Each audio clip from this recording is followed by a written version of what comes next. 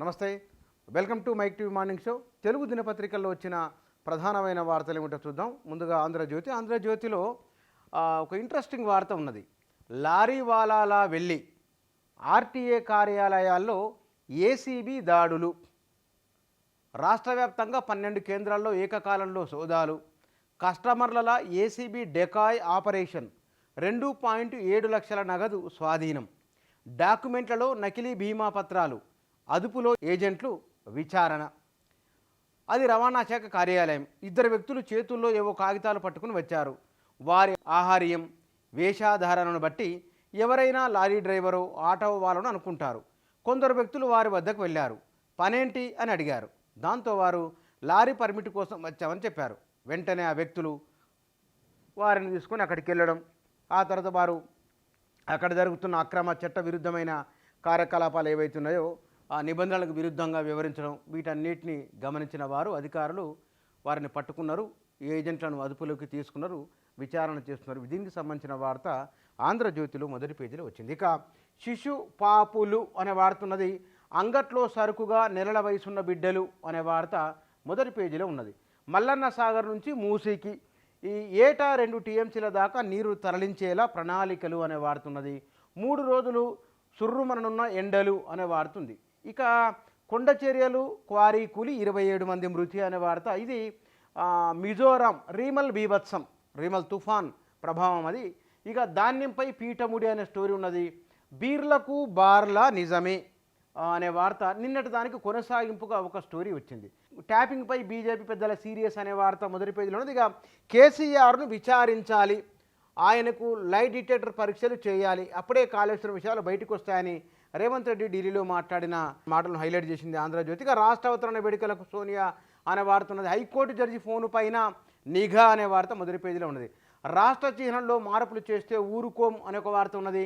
రాష్ట్ర ఆవిర్భావ వేడుకల్లో కళా బృందాల కార్నివాల్ అనే వార్త కూడా మొదటి పేజీలో ఇచ్చింది ఆంధ్రజ్యోతి.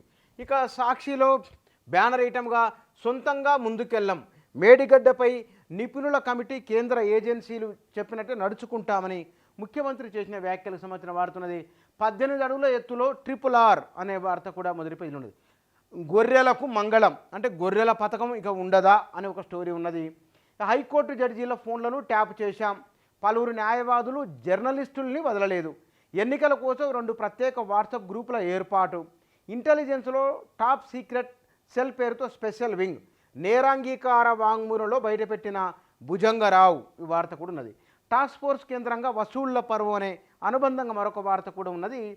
వాట్సాప్లో ఫోటోలు, ముహూర్తం రోజున డెలివరీ, చిన్నారులను విక్రయించే ముఠా అరెస్ట్ అనే వార్త, విన్నపాలు వినవలే, ఆర్టీసీకి సంబంధించిన ఒక స్టోరీ ఉన్నది. ఆర్టీఏ ఆఫీసులపై ఏసీబీ దాడులు, రాష్ట్ర వ్యాప్తంగా పలు చెక్పోస్టుల్లో తనిఖీలు అనే వార్త మొదటి పేజీలో ఇచ్చింది సాక్షి. ఇక ఈనాడులో జడ్జీల ఫోన్లు చాటుగా విన్నారు, వ్యక్తిగత సమాచారం సేకరించి అవసరమైనప్పుడు ప్రభావితం చేసేందుకు కుట్ర అని ఫోన్ ట్యాపింగ్ వార్త ఈనాడు మొదటి పేజీలో ఇచ్చింది, హైలైట్ చేసింది.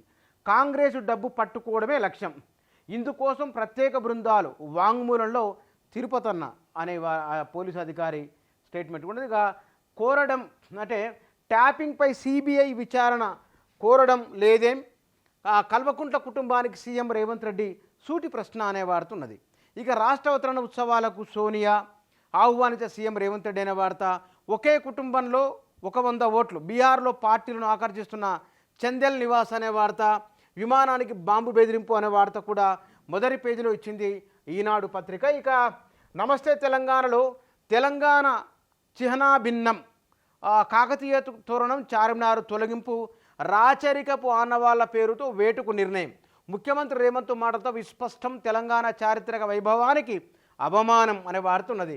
కీరవాణి ఎంపిక అందశ్రీదే, నాకు సంబంధం లేదని వారన్నమాట. కాకతీయ కళాతోరణం రాచరిక చిహ్నమే రేవంత్ చేసిన వ్యాఖ్య. ఇక చిహ్నాలను తొలగిస్తే ప్రజా ఉద్యమమే, ఏది రాచరికమని ఇక్కడ సెంగోల్ ఉంది. సారనాథులు అశోక్ చక్రవర్తి వేసిన స్తూపం ఉన్నది, 4 సింహాలు ఉన్నాయి. ఇక నెహ్రూది కూడా రాచరికమేనా, ఆంధ్ర దర్శకుడి పెత్తనమైంది. ఇక సగం పేజీ మొత్తం వాటికి కేటాయించరు.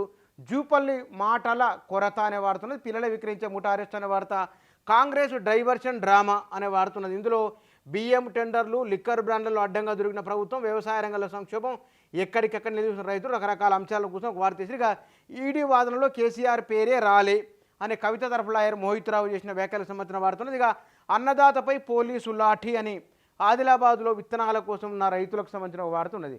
4 తెలుగు దినపత్రికలు మొదటి పేజీలో ప్రాధాన్యత ఇచ్చిన వార్తలు ఇవి.